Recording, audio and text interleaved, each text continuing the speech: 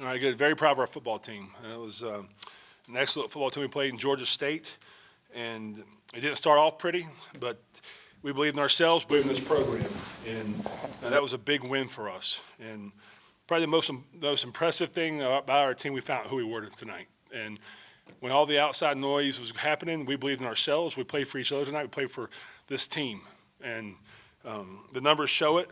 And we played big boy football on offense and defense. After the first two drives, we settled in. That was probably a lot more my fault. I was wound up all week, and I wanted to get more involved with the offense, and I was ready to go, and our players were ready to go. And I think they fed off that, but very impressed with the numbers. Anytime we rushed for 400 yards, 64 carries on 400 yards, that's big boy football, and that's what we do at Appalachian State. Sean, as you go into halftime, you guys kind of regained your footing there. What was the general message and demeanor that you wanted in the halftime locker room? Well, again, we were playing after the first two drives on defense. We were playing excellent job. We were doing very well on defense, and we got that score, kind of flipped the momentum a little bit, and we were in our 4-minute offense, 2-minute offense at the very end. We did not want to give Georgia State the football back with a chance to score, so we let the clock wind down a little bit and then try to throw a Hail Mary or a long pass, get a PI, continue the drive. But we did not want them to get the score and then get the ball back in the second half. We're playing the middle eight as far as that goes. But we talked all week. There was 3 things we talked about. It was discipline, details, and fundamentals. And then we had to draw the line in the sand and stop the bleeding and stop having self-inflicted wounds that cost us football games. And overall, I think we did that. I thought our guys decided, hey, listen, the time is now, and let's go make a statement, and we did. Let's flip back and forth, both sides of the ball. You mentioned defensively, Georgia State had 157 yards on those first 2 drives. They had 109 yards on the next 9 drives in the game. What turned around so suddenly after that second drive? We settled down, and we played gap sound defense, and we tackled better. And I think that was paid dividends from throughout the week of practice. We worked a lot on tackling, pursuit drills, the proper angles. We weren't trying to make a play for someone else. We were doing our job and doing our 111th.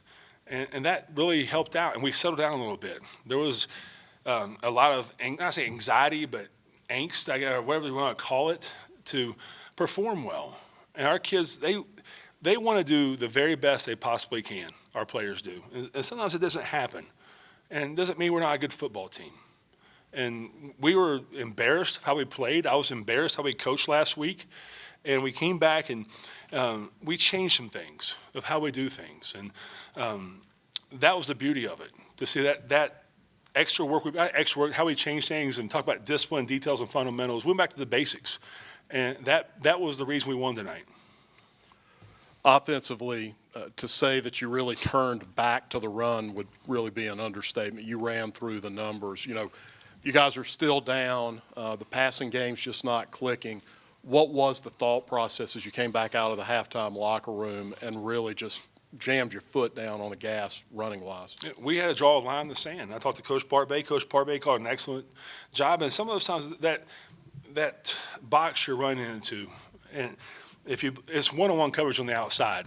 And if some of those receivers catch those balls, then we're probably not talking about rushing for 404 yards right now. But we came in at halftime and told Kevin, run the football.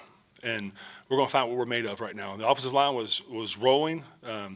Isaiah Helms was at center this week, which gave us some help. Again, Troy's going to be an excellent football player, but we thought there was a change to be made.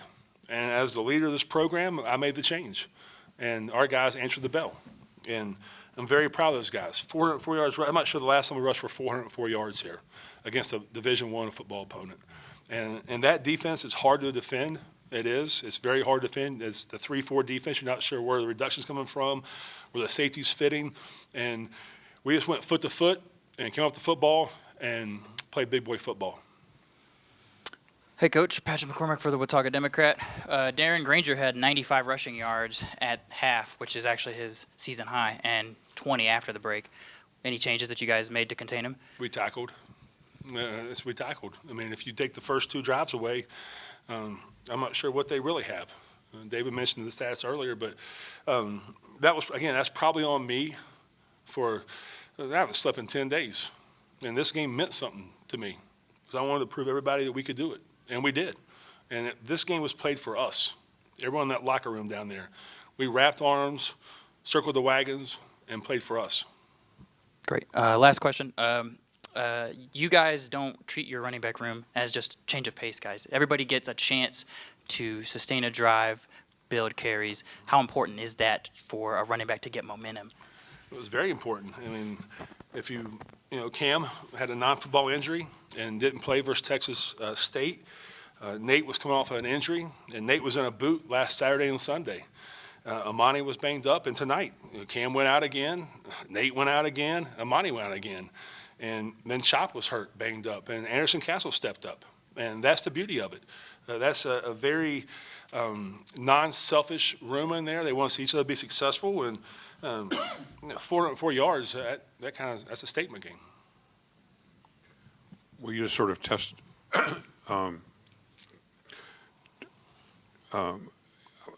talked a little bit about Anderson Castle in his role tonight and the drive that he put together.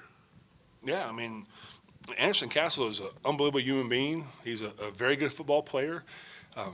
That room is so stacked when they're healthy. And tonight, that his number was called. It was at the very end. And he went in there and scored a touchdown and broke several tackles and kept drives alive.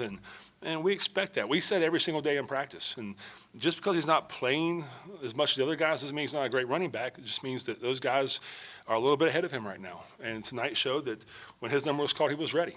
And that's a local Watauga County kid. And I'm very proud of the way he responded.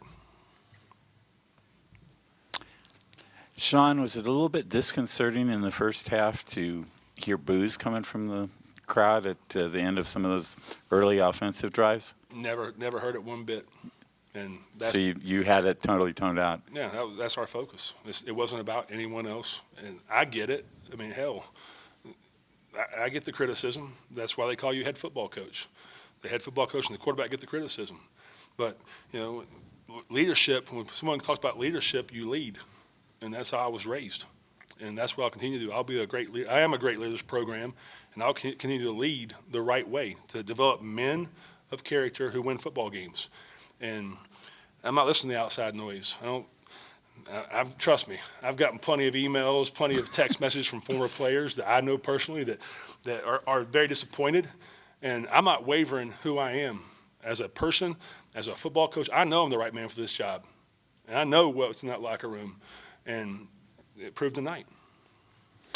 There seemed to be something that happened with the offensive line at some particular point in the game, probably late in the second quarter when you had the first scoring drive.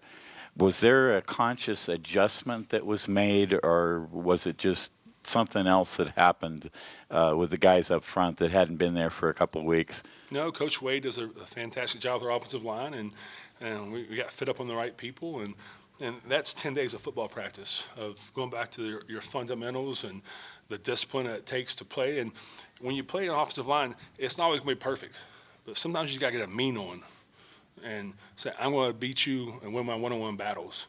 And I thought we did that tonight. It was 404 yards. I don't care who you're playing. That's a big night. And that's a very solid defense, a very good defense. Mm-hmm. And if you look at their numbers, they weren't giving up much rushing yards. But every once in a while, you just got to strap a little bit tighter, tie your shoes a little bit tighter, and go to war with them. And I think they flipped their mentality from last week with Coach Wade and some extra pep talks we might have had with that offensive line unit, and they did a fantastic job. You're going up against one of your teammates from back in the perfect season, all of that. Does it still mean a little bit extra to do war with Sean Elliott? Yeah, Sean Elliott will always be special to me.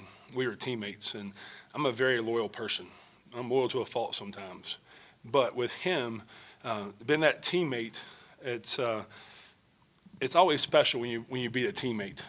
And I know what kind of coach he is. I know what kind of program he has established down in Atlanta.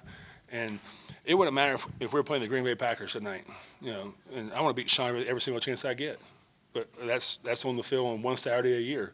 The rest of it, he's a very good friend. I wish him nothing but success and as he moves on forward with his program. But No, the whole game was personal. But here on out, it's personal.